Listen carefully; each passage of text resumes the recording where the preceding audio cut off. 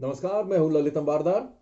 आज हम जिक्र करेंगे अभी जो हाल ही में इसराइल और गाजा के बीच में जो एक्सचेंज हुआ रॉकेट्स और एयर रेड्स का, उसका जिक्र करेंगे।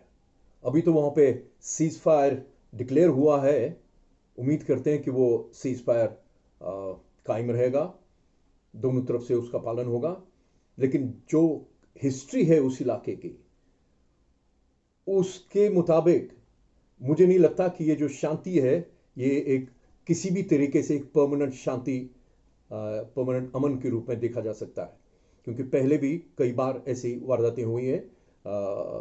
हमास की तरफ से इसराइल के ऊपर रॉकेट दागे गए हैं और जवाबी कार्रवाई में इसराइल ने हवाई हमले किए हैं, टारगेटेड हमले किए हुए हैं गाजा में।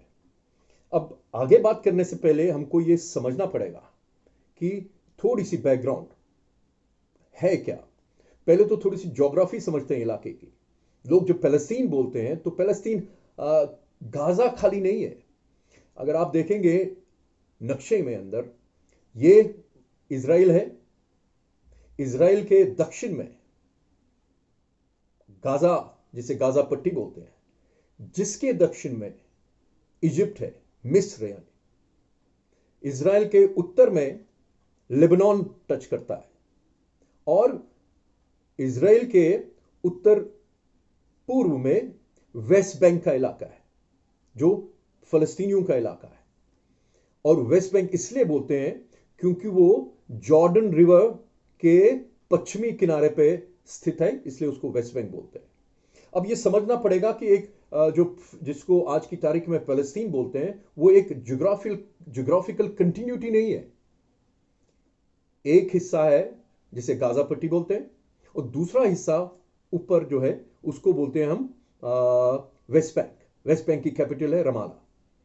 तो एरियल डिस्टेंस अगर इनके दोनों के बीच में देखें, डिफर करती है फ्रॉम पॉइंट टू पॉइंट।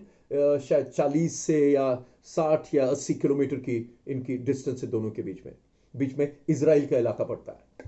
तो जॉर्डन के साथ जो लग रहा हो वेस्ट बैंक में पैलेस्टीनियन अथॉरिटी का रूल है।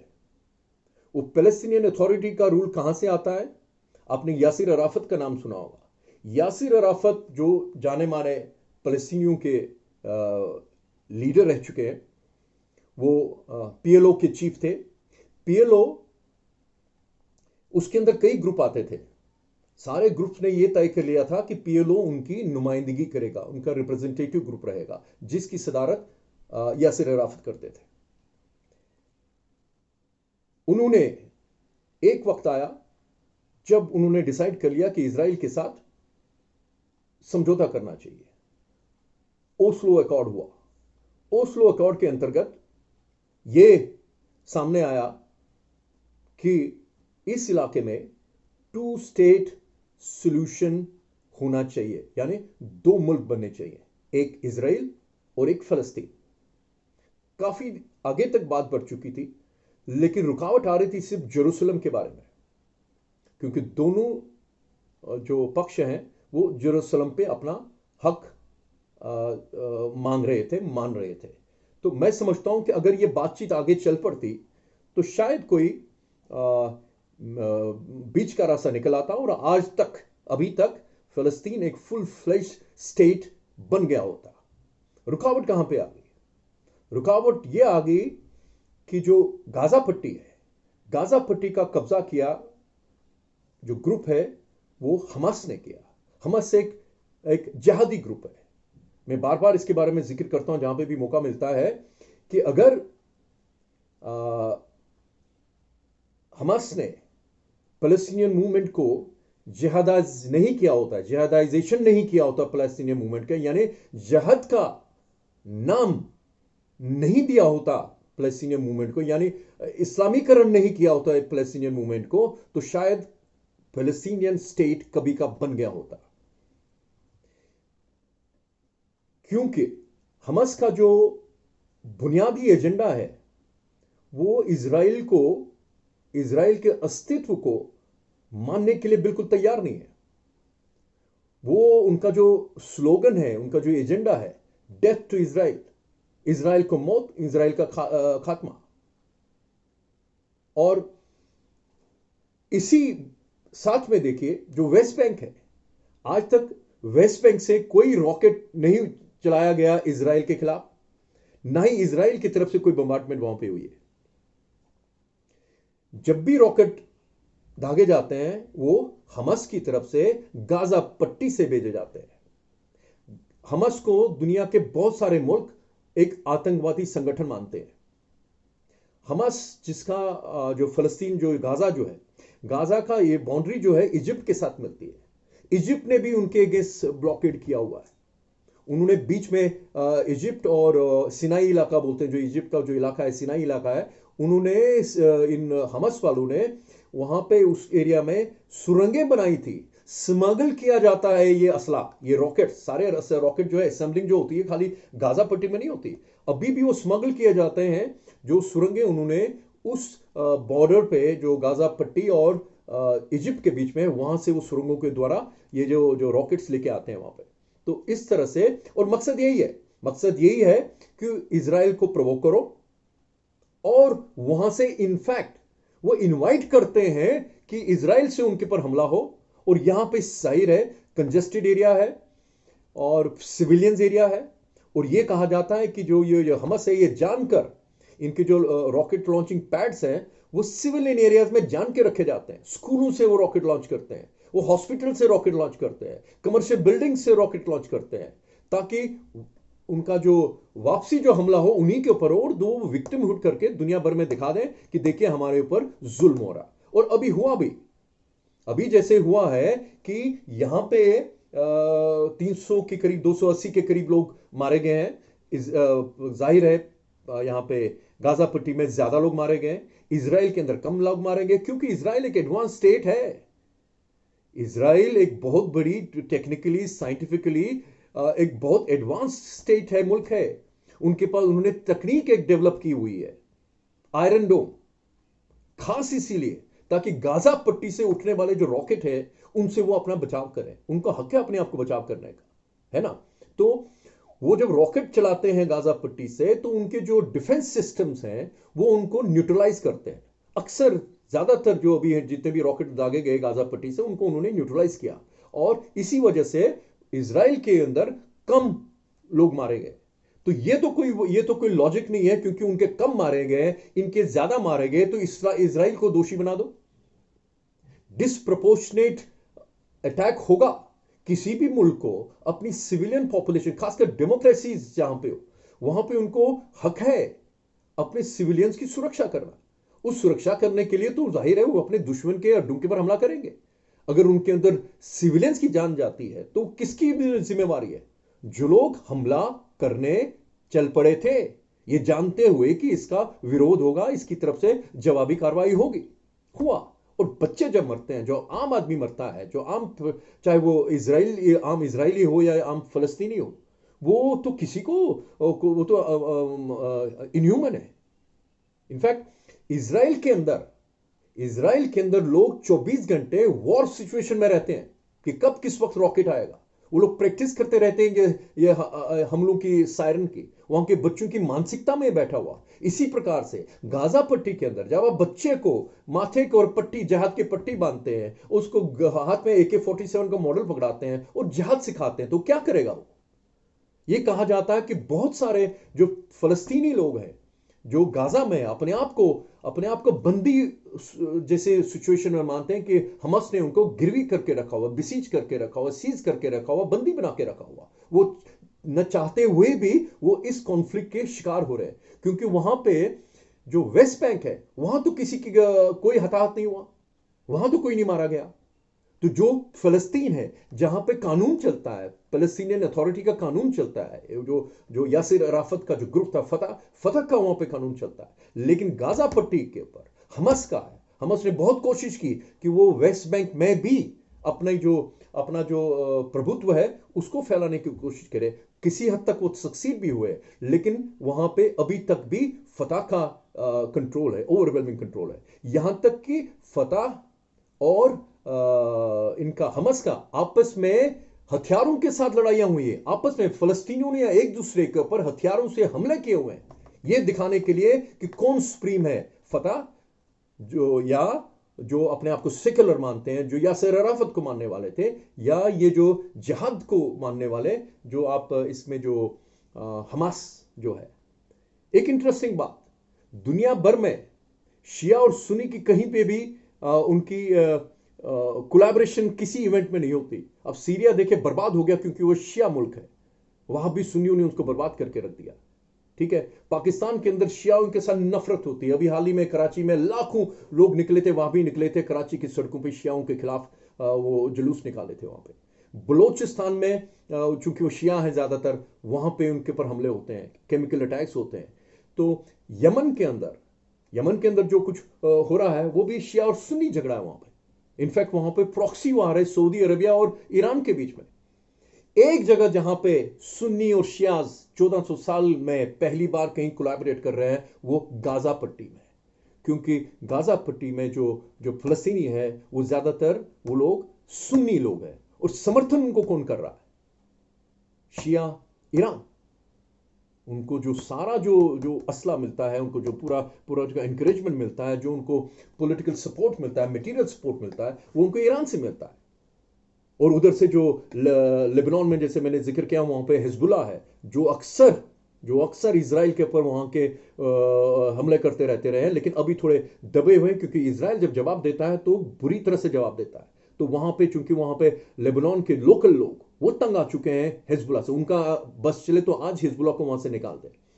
और हिजबुल्लाह को जो सप्लाईज मिलती है वो सीरिया के थ्रू जाती है, ईरान के थ्रू जो जाती है सीरिया के थ्रू जाती है। क्योंकि ईरान सीरिया में अभी सिविल वॉर है, वॉर चल रही है, तो इस वजह से उनको भी सप्लाईज में थोड़ी सी रुकावट भी होती है। इसलिए वहां पे अभी तक जो कि हम उम्मीद कर रहे थे, जो लोग फॉलो करते हैं इस इलाके के कॉन्फ्लिक्ट को, हम सोच रहे थे शायद हिजबुल्लाह, बीच में अफवाहें भी हुई थी कि शायद लेबनान से रॉकेट चला था, जिसका फिर उसको डिनाई किया गया, नहीं जी कोई नहीं चला, क्योंकि अगर चलेगा तो वो हिजबुल्लाह चलाएगी। तो वो भी शिया है। तो ये एक ही जगह है जहां पे इनकी कोलैबोरेशन है, क्योंकि एक मकसद है कि इजराइल, डेथ टू इजराइल। तो इजराइल डेथ नहीं मानेगा, क्योंकि उनको भी अधिकार है। क्योंकि कोई भी अगर हिस्ट्री में जाएंगे तो बहुत बड़ी हिस्ट्री है, लेकिन हिस्ट्री का एक हकीकत तो यह भी है कि यहूदी उसी इलाके के रहने मूल निवासी है, कुरान शरीफ में उनका जिक्र है। अब जो जो वहाबीज हैं, जिन लोगों को जिहाद का जुनून है कि हर जगह हम लोग सुपरमिस्ट हैं, हम ही रहेंगे, हमें हमारा ही हक है, हमारा ही चलेगा, तो उनको यह एहसास होना चाहिए कि 1400 साल पहले भी दुनिया थी। अभी पाकिस्तान के अंदर, पाकिस्तान की एक वहां पे मिनिस्टर है, इमरान खान, मिनिस्टर नहीं, उनकी वहां पे वो पार्लियामेंट सेनेटर है इमरान खान की पार्टी की। उन्होंने तो बिल्कुल वहां पे घोषणा कर दी कि हम जिहाद करेंगे, अपने बच्चों को, पाकिस्तान के बच्चों को हम जिहाद में आगे कर देंगे। तो मुझे याद आ गया जब कश्मीर के अंदर बुरहान वानी के पिताजी के पास दिल्ली की एक बहुत बड़ी जर्नलिस्ट पत्रकार उनको इंटरव्यू करने गई थी, कि तब तक बुरहान वानी जो पोस्टर बॉय था कश्मीर जिहाद का, तो तब तो वो जिंदा था। तो उसको बोलेंगे, तुम्हें उसके बाप को, जो हेडमास्टर बाप, याद होगा आपको, हेडमास्टर बाप से पूछने के लिए गई थी कि आपको डर नहीं लगता कि आपका बेटा किसी दिन मारा जाएगा? तो उस हेडमास्टर बाप ने बोला था, तो मैंने तो अपने बेटे का अल्लाह के नाम डेडिकेट कर दिया है। और जब वो बुरहान वानी मारा गया एनकाउंटर में, तो वही पत्रकार, दिल्ली की बहुत बड़ी पत्रकार, उसी हेडमास्टर बाप के पास गई, फिर पूछा उससे, क्या वो मातम मना रहा है, बाप बेटा मारा गया? उसने नहीं, मैंने तो पहले ही उसको अल्लाह के नाम कर दिया था। ये है रेडिकलाइजेशन। यही रेडिकलाइजेशन आप वहां पे इस गाजा पट्टी में देखते हैं, जो मुझे नहीं लगता है किसी भी सभ्य समाज में उसको कोई भी एक्सेप्ट कर सकता है। और पाकिस्तान की हिपोक्रेसी तो छोड़िए, उइगुर मुसलमानों के बारे में जब इमरान खान से पूछा गया कि उनके साथ जुल्म हो रहा, आप उनके बारे में आवाज क्यों नहीं उठाते, तो पहली बार में तो बोला अच्छा ऐसा हो रहा है, हमें तो नहीं मालूम।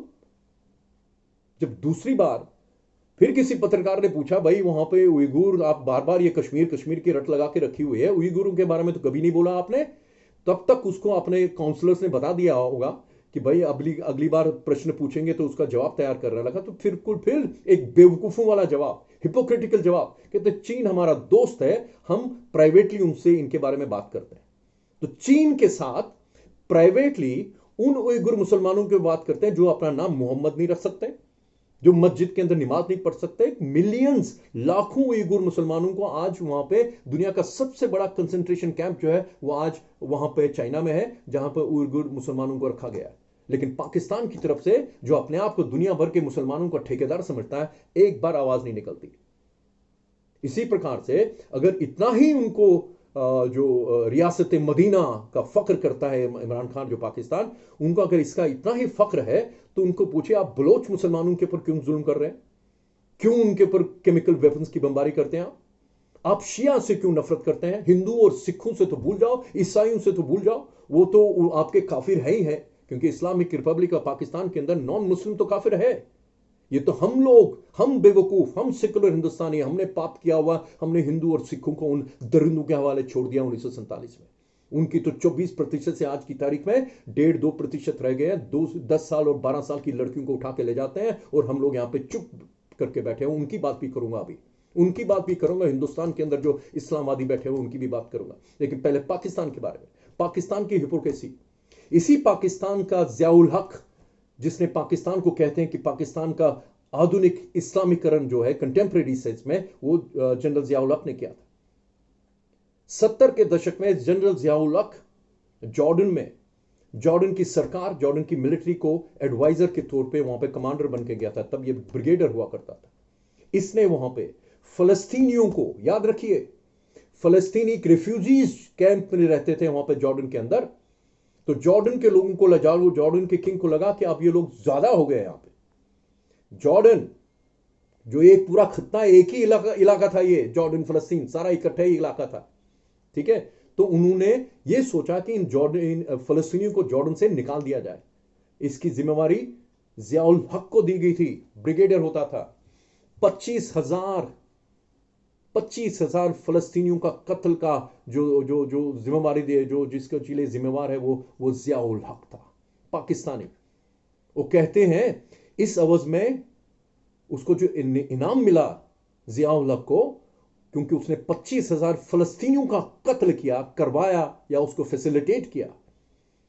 तो किंग जो जॉर्डन के थे हुसैन, उन्होंने तत्कालीन प्राइम मिनिस्टर जुल्फकार अली भुट्टो से सिफारिश की कि जनरल जिस ब्रिगेडियर जियाउल हक को आर्मी का चीफ बनाया जाए। यह भी आयरनी है कि उसी जियाउल हक ने, जिसको जुल्फकार अली भुट्टो ने चीफ बना दिया, और उसी ने उसको फांसी पे चढ़वा दिया बाद में आके, क्योंकि इतना उसका इंडोक्ट्रिनेशन था उसका जियाउल हक का। और ये पाकिस्तान अपने आप को आज बोलते हैं पाकिस्तानी स्टैंड विद फलस्तीन। सबसे बड़ा कत्ल अगर एक जू में किया हुआ है किसी ने फलस्तीनियों का, वो पाकिस्तानी जनरल, पाकिस्तानी ब्रिगेडियर जियाउल हक, जो बाद में पाकिस्तान का जनरल बन गया था।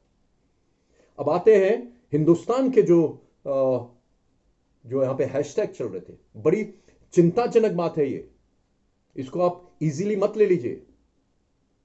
हिंदुस्तान में जिन दिनों ये पूरा हफ्ता भर जो इजराइल और हमास के बीच में जो रॉकेट्स का एक्सचेंज हो रहा था, उस बीच हिंदुस्तान के अंदर सोशल मीडिया पे, ट्विटर पे 2 हैशटैग ट्रेंड कर रहे थे। एक इंडिया स्टैंड्स विद फलस्तीन, और दूसरा इंडिया स्टैंड्स विद इजराइल। जो ऑफिशियल स्टैंड है हिंदुस्तान का, जिसे मैं भी मानता हूं, वो ऑफिशियल स्टैंड ये है कि इस इलाके में जिसकी बेसिस बनी आपका वहां पे ओस्लो अकॉर्ड की, कि 2 स्टेट सोल्यूशन होना चाहिए, इजराइल और फलस्तीन 2 स्टेट बनने चाहिए, 2 मुल्क अलग होने चाहिए। लेकिन उसके लिए लाजमी है कि दोनों एक दूसरे की एग्जिस्टेंस को रिकॉग्नाइज करें, कि आपको हक है, इजराइल को मानना है कि फलस्तीनियों का हक है अपना स्टेट बनाने का, एक मुल्क बनने का। इसी तरह से फलस्तीनियों को यह मानना पड़ेगा, यह गारंटी देनी पड़ेगी कि इजराइल को हक है एग्जिस्ट करने का, जो ओस्लो में यासिर अराफत ने मान लिया था, इजराइलीज और फलस्तीनियों ने मान लिया था। लेकिन जिहादाइजेशन जब हुई फलस्तीनी मूवमेंट की, वो अकॉर्ड अभी बिल्कुल लगभग खत्म हो चुका है। तो हिंदुस्तान का जो ऑफिशियल पोजीशन है वही है कि इस इलाके में 2 स्टेट जो सोल्यूशन है वही लागू होना चाहिए। और फलस्तीनियों के साथ हिंदुस्तान का हिस्टोरिकल रिलेशन है। हम उनको जिस तरह से भी मदद दे सकते हैं, देते रहे हैं और देते रहेंगे। लेकिन हम ये नहीं भूल सकते हैं कि हमारा जो इजराइल के साथ स्ट्रेटेजिक पार्टनरशिप है, स्ट्रेटेजिक इंटरेस्ट है। ये जंग चल रही थी उनके सिविलियंस के ऊपर हमास के रॉकेट दागे जा रहे थे। इसी दौरान इजराइल ने हिंदुस्तान के लिए इस महामारी, जो अभी कोरोना की महामारी से बचाव करने के लिए भर के जहाज भेजा है दवाइयों से, और जो भी इमीडिएट इंफ्रास्ट्रक्चर चाहिए हमें उस महामारी से लड़ने के लिए। क्या हम ये भूल सकते हैं? क्या हम भूल सकते हैं? एक वक्त था कि हमारे पासपोर्ट के अंदर इन्हीं फलस्तीनियों के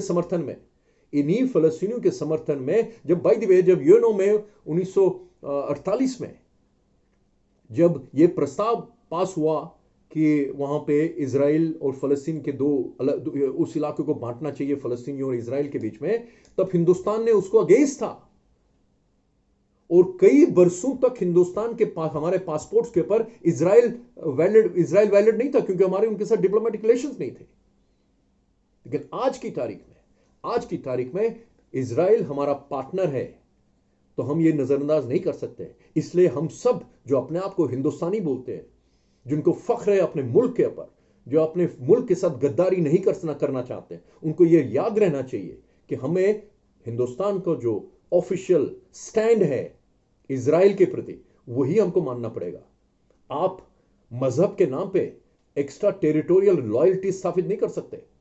आप मजहब के नाम पे अपनी वफादारी किसी भी मुल्क के साथ नहीं दिखा सकते। कल को पाकिस्तान के साथ हमारा झगड़ा होगा तो क्या आप पाकिस्तान चूंकि इस्लामिक मुल्क है तो उसके साथ वफादारी दिखाएंगे?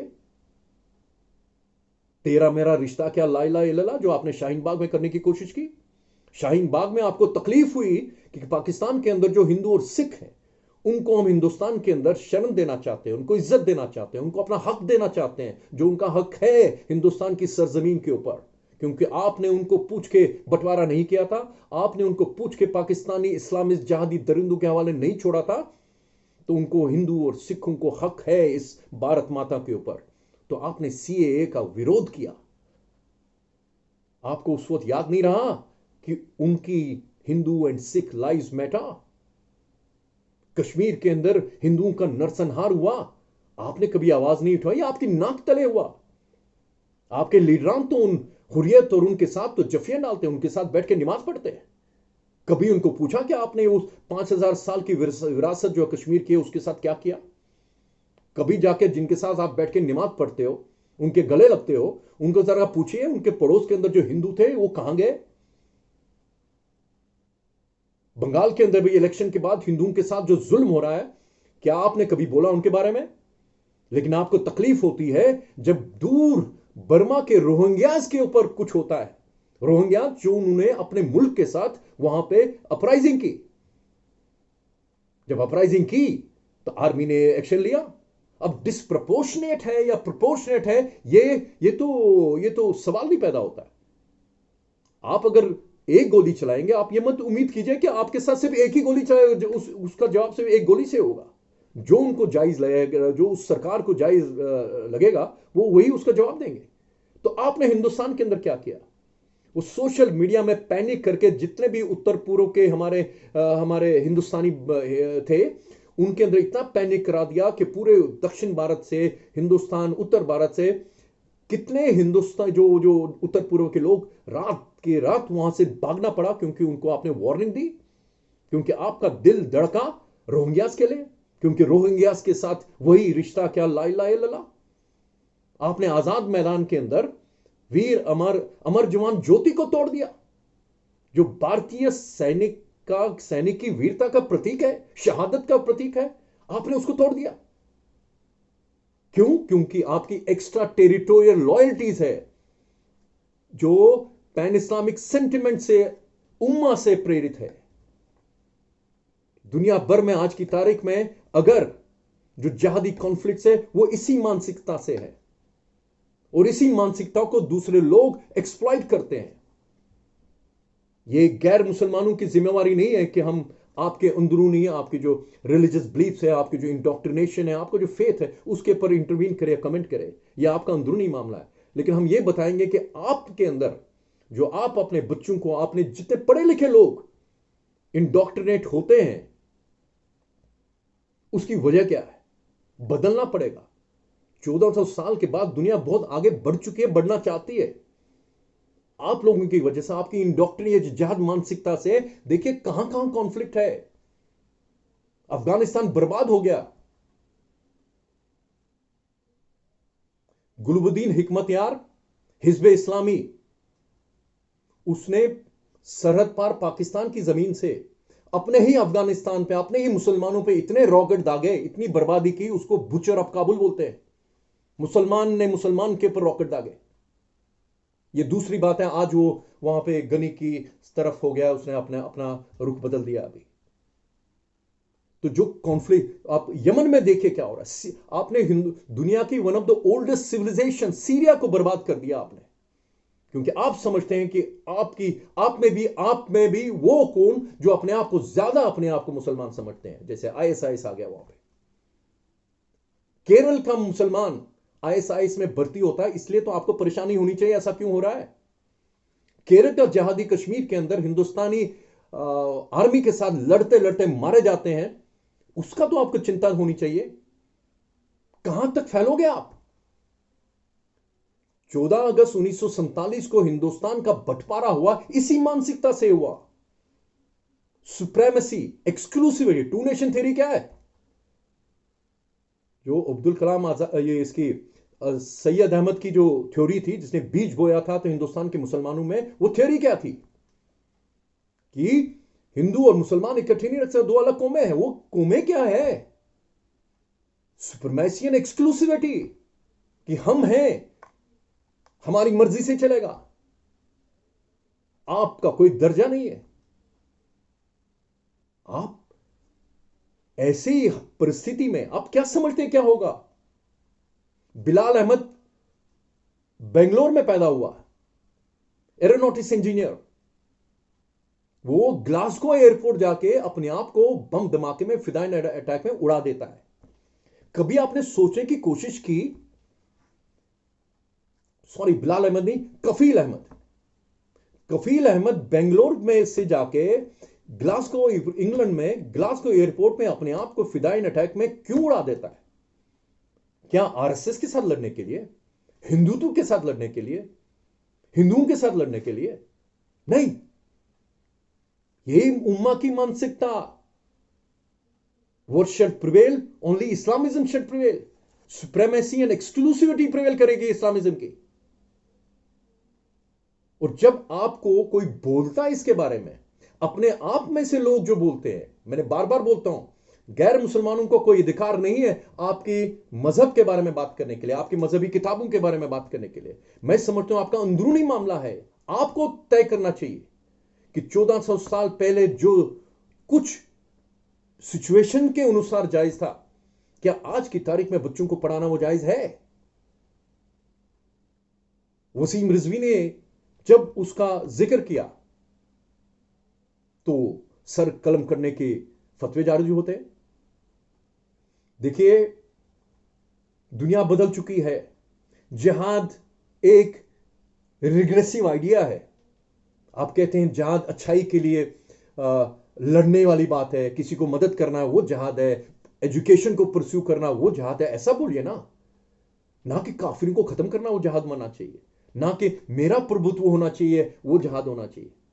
इंग्लैंड की सड़कों के ऊपर इसी दौरान फलस्तीनियों, ये जो हमास और इजराइल के बीच में जो झड़पें हुई हैं, इंग्लैंड में पढ़े लिखे लोग सड़कों पर कहते हैं जिहाद डिक्लेयर कर दिया, जिहाद करेंगे। अरे इंग्लैंड में बैठ के यहूदियों के बनाए हुए कंप्यूटर्स और यहूदियों के बनाए हुए तकनीकी से अपने आप को तुम लोगों ने अमीर बनाया, उन्हीं यहूदियों से लड़ने के लिए जाओगे?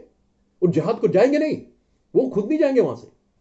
लेकिन गरीब मुसलमान जो हमारे खत्ते में, हिंदुस्तान के अंदर है, पाकिस्तान के अंदर है, उसको भड़काएंगे क्योंकि तू गरीब है, तुझे मरना चाहिए। कश्मीर के अंदर क्या हो रहा है? जो जहाद के नेता हैं, जो जहाद के कमांडर्स हैं, उनके बच्चे नहीं मरते जहाद के अंदर। मरता डाउनटाउन गरीब मुसलमान परिवार का लड़का है, इस्लाम के नाम पे, जहाद के नाम पे। और आप ऐसी परिस्थिति मत आने दें हिंदुस्तान के अंदर, जब भी आप यहूदियों के खिलाफ नफरत उगलते हैं, आप भूलिए मत हिंदुस्तान की सेना में हिंदुस्तान के बाशिंदे हैं यहूदी। जनरल जेकब, बांग्लादेश की आजादी में उन्होंने बहुत बड़ा रोल अदा किया था, यहूदी। आप टेलीविजन पे, आप आम सभाओं में यहूदियों के खिलाफ बोलेंगे? यह हिंदुस्तान है। और ये याद रखिए, हिंदुस्तान 1947 वाला नहीं है कि आप जो मांगोगे आपको मिलेगा। और आपके साथ जो पढ़े लिखे, जो सनातनी मुसलमान है, वो भी आपके साथ नहीं है। इतने सारे लोग जो आपको बोल रहे हैं, जो सनातनी मुसलमान, राष्ट्रभक्त हिंदुस्तानी जो मुसलमान है, वो हमस के साथ नहीं है। मैं बार बार कह रहा हूं, हम लोग फलस्तीनियों के साथ है, हमस के साथ नहीं, बर्बादी के साथ नहीं, जहादियों के साथ नहीं। जितना अधिकार फलस्तीनियों को शांति से रहने का है, उतना ही अधिकार इजराइल को शांति के साथ रहने का है। हमारे भारत की एक नागरिक हमस के अटैक से मारी जाती है, आपकी जबानों में ताला लग गया, एक आवाज नहीं निकली उसके समर्थन में।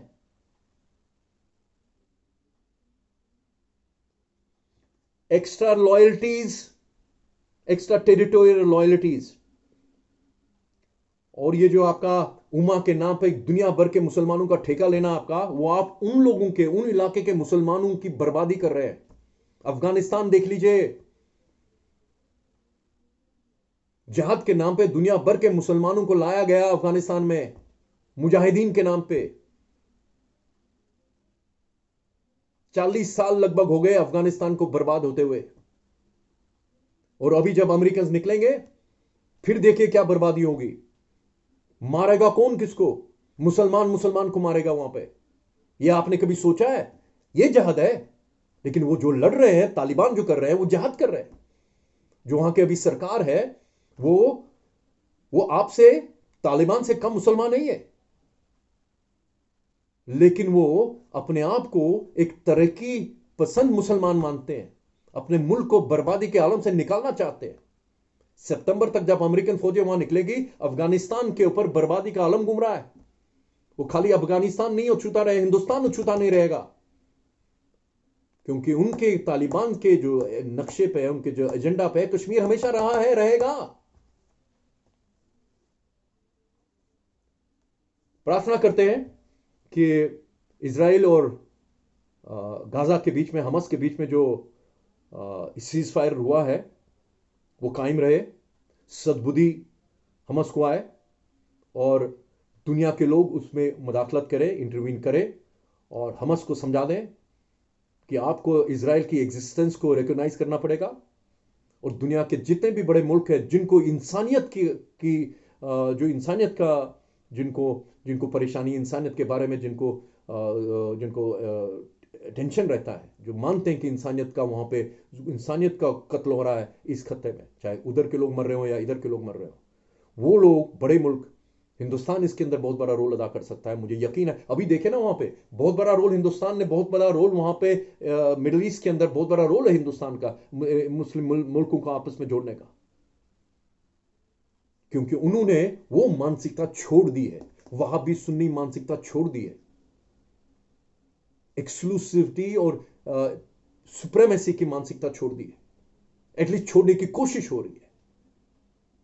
ठीक है, प्रे करते हैं कि फलस्तीन और इजराइल के बीच में शांति स्थापित हो, परमानेंट शांति हो, दो स्टेट सॉल्यूशन की तरफ लोग जाएं, और एक इंडिपेंडेंट, फुल फ्लेश फलस्तीन स्टेट हो, जो इजराइल के साथ एक पीसफुल पड़ोसी की तरह, जो जैसे ओस्लो एकॉर्ड के अंदर मान लिया गया था, वैसे को एग्जिस्ट करे। इसकी हम दुआ करते हैं। धन्यवाद। आप कोविड की जो प्रोटोकॉल उसको फॉलो कीजिए, सुरक्षित रहिए। अगर आपको, मुझे यकीन है कि आपको वीडियो इन्फॉर्मेटिव लगा होगा, पसंद आया होगा, तो इस चैनल को सब्सक्राइब कीजिए। आने वाले दिनों में मैं कोशिश करूंगा, जब भी मौका मिलेगा, कि मैं अक्सर आपके साथ इंटरेक्ट करता रहूंगा, जो भी ताज़ा तरीन मुद्दे होंगे उनके ऊपर। नमस्कार।